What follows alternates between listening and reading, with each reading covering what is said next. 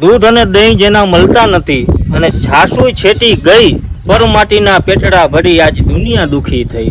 જ્યારે ગાય માતા વિશે એમ કહે કે આજનો આ યુગનો સ્વાર્થી માનવ કે ગાય પોતાના આંસુડામાં બોલી શકતી નથી, પણ અબોલ જેવું કદાચ એની વેદના એમ કહેતી હોય કે હે સ્વાર્થી માનવ, મેં તારા માટે શું નથી કર્યું.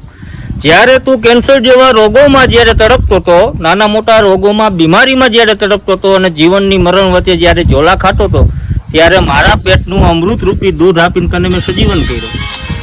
એના સિવાય તારા બાલ બચ્ચા જ્યારે એમ કહેવાય કે ભૂખા મરતા હતા, ત્યારે મારા બચ્ચાને ભૂખા રાખીને મેં તારા દીકરા માટે જ્યારે દૂધ આપ્યું, અમૃત રૂપી દૂધ આપીને તારા દીકરાને જ્યારે મેં મોટો કર્યો, એના બદલામાં મેં માગ્યું તો શું? ખાલી એક બટકું રોટલો. માનવ તે એ પણ મને ના આપ્યું.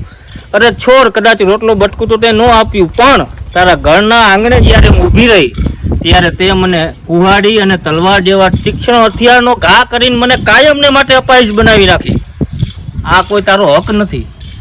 જ્યારે આ દુનિયામાં હજારો ગાયો કતલખાને જવા માટે ખટારો મોઢે નીકળે છે, અને જ્યારે આપણા પૂર્વજો આ ગાયોને બચાવવા માટે જે ખપી ગયા, અને આજના યુગમાં પણ આવા અનેક સંતો જે ગાયને મા બનીને અને એક દીકરાની ફરજ પૂરીને જે ગૌશાળા અકાવતા હોય, ત્યારે આપણે આવી ગયા છે પોઝિટિવ મોરબી સાથે અને પડધરી તાલુકાના નાનાવાડા ગામે, અને એક એવો આશ્રમ કે જ્યાં 600 થી 700 ગાયોની જ્યાં સેવા કરવામાં આવે અને અવારનવાર ગાયોના નામ ઉપર લાડવા બનાવે, પપૈયા નાખે, બીટ નાખે, આવી અનેક વસ્તુઓ ગાયોને જે માણસ ખાય એનાથી પણ સારી સારી વસ્તુ ખવડાવે છે. તો આપણે એવા આશ્રમે પહોંચી ગયા છીએ જ્યાં બાપુની મુલાકાત કરીને આપણે એમને પૂછી કે બાપુ, આ ગૌશાળા કેટલા સમયથી આપ પકાવી રહ્યા છો?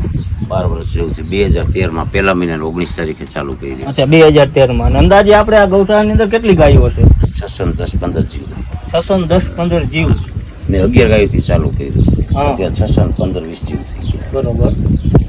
હાસવી મજા કરો. 4 એકર 19 ગુઠા જગ્યાની અંદર ગૌશાળા બનાવી. બરોબર. હાસવું આજુબાજુ ગામમાંથી નીણ લઈ આવી, કાંસરો રાજકોટથી લીલું મગવી ખવડાવીને હાસવી.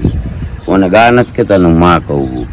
દર મહિને ગાયોને લાડવા ખવડાવું. 45 મણ ભડકાના, 10 ડબ્બા ઘી, 22 ડબ્બા ગોળ, 4 ડબ્બા તેલ, 10 કિલો કાજુ, 10 બદામ, 10 કિસમિસ, આવું દર મહિને લાડવા ખવડાવું. તમારા માટે ગા નથી, મારી માં છે. મેલો આવે મારું રામધણ છે, કોઈ બીની ગા હું સંભાળું છું. કે આ ગા એક મારી ઘરેલું ગા નથી. આ રોડ ઉપર રખડતી બધી ગાયોને ભેગી કરીને હાચું. એ મારે 10,000 ગાયો ભેગું કરવાનું સપનું છે. 610 જ થયું. 2013 ચાલુ કરી. પહેલા મારી નદીના કાંઠે હતી, ખરાબામાં હતી. ત્યાંથી લઈને 4 એકર 19 ગુઠા લઈને ગૌશાળા બનાવી. એ જ બે લીધી, એને જ હું ભેગી કરું છું. આ તો માણસ છે, રાક્ષસ થઈ ગયો છે.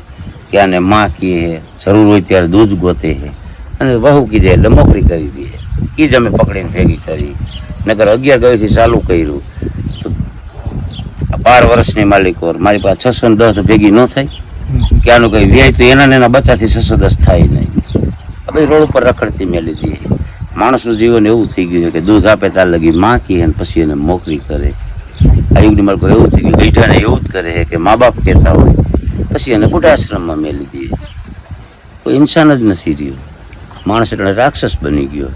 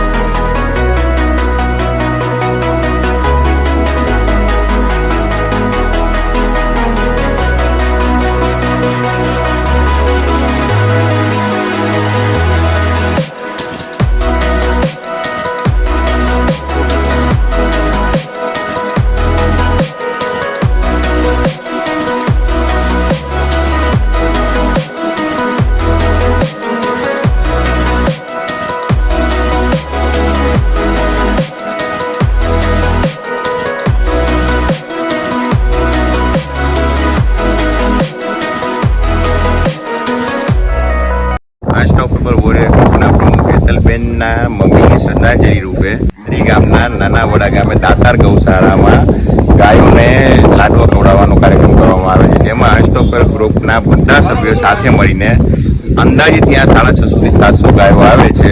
તો તેને ગાયોને લાડવા ખવડાવવાનો કાર્યક્રમ કરવામાં આવે છે. તો બધાએ સંપૂર્ણ સાથ સહકારથી લાડવા ખવડાવવાનો કાર્યક્રમ કરવામાં આવે છે.